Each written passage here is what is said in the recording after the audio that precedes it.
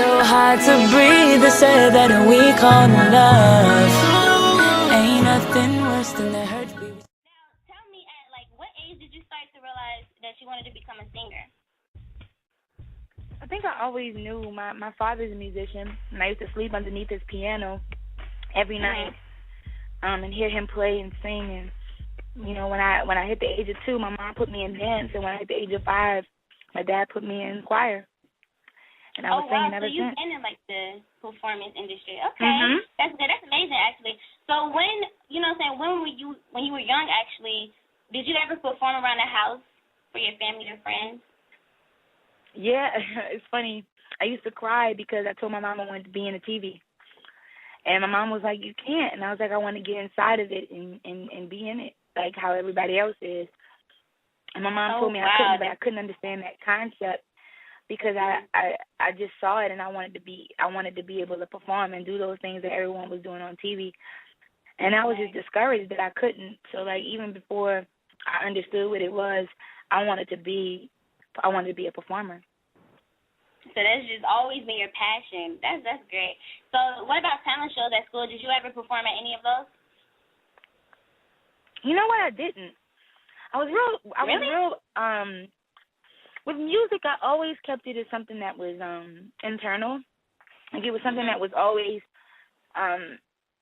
like something I did around like others. Like people they knew I sung, but I was really private about it. Like, and not private like scared of it, but just more like it was something that was really precious to me. So like talent shows and things, like I was more into sports. Like I did other things. Like singing was like my outlet.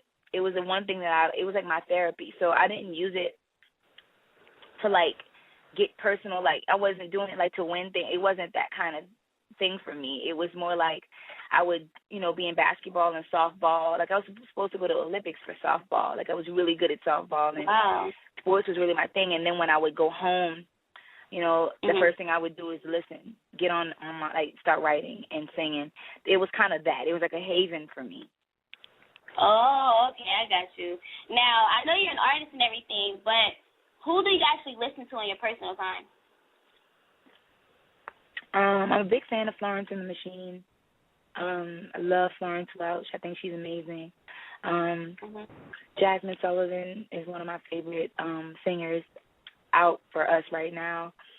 I listen to Marina and the Diamonds and Adele. I love Adele. I love what she's done for music. And Peaches and Robin from overseas. I really, really love her as well. And, pretty diverse in all my days of, chill, Otis Redding and Claire de Lune by Debussy.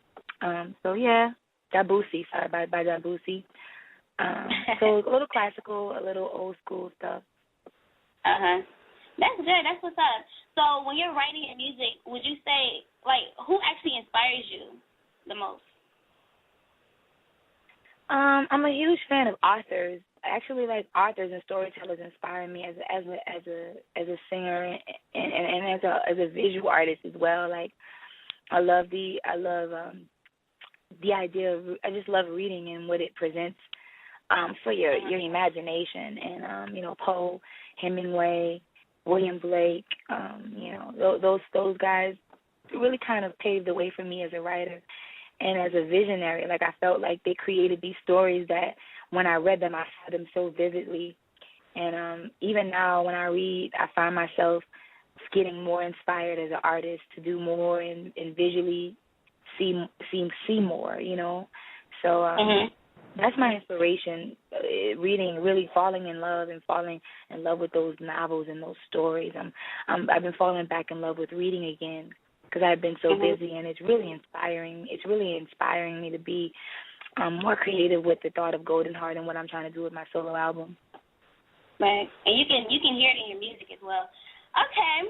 Now let's take it back some years ago. When you were auditioning for making a band, did you ever think that you would, like in your wildest dreams, that you would be where you are today? Yeah, my wildest dreams, but in the reality of my dreams, no. Right. I mean, true. like in like your vivid, you know, as a kid, you're in your imagination, you can go as hard to paint as you want. Like the sky is purple, and so like in my wildest dreams, yeah, I saw it, but I mean, it was just that, a wild dream, you know. But I never thought that I would. Yeah, I never thought it would be this beautiful. Like I never thought it would be this messed up, this ridiculous, this amazing, this wonderful, this heartbreaking, this, you know, like all these emotions. I never thought it would be all of these things, and I wouldn't have had it any other way. That's amazing. So how did it feel competing with all those people around the world who like actually wanted it just as bad as you did?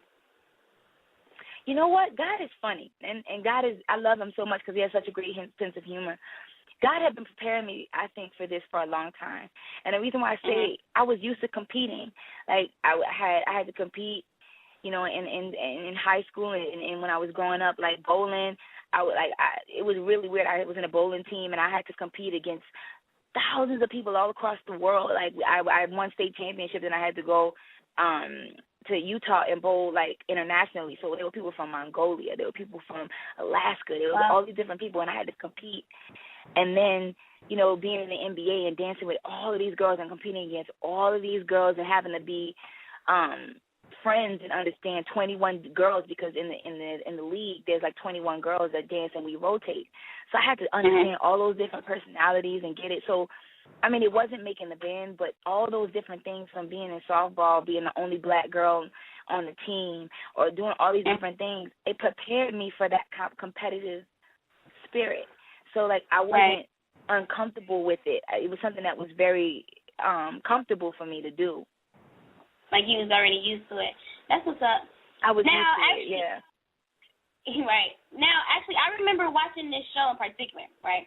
On the season finale of Making a Band, this show in particular, actually, it gave me chill bumps. So what was the first thing that was running through your mind when you actually made the group Danny Became? Oh, man.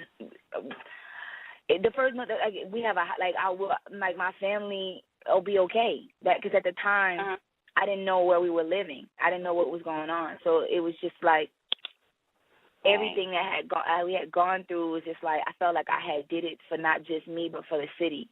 Because I felt like we was going through something, and, you know.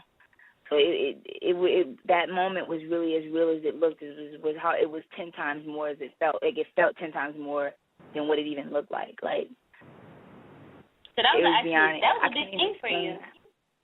It was huge. It was huge for me.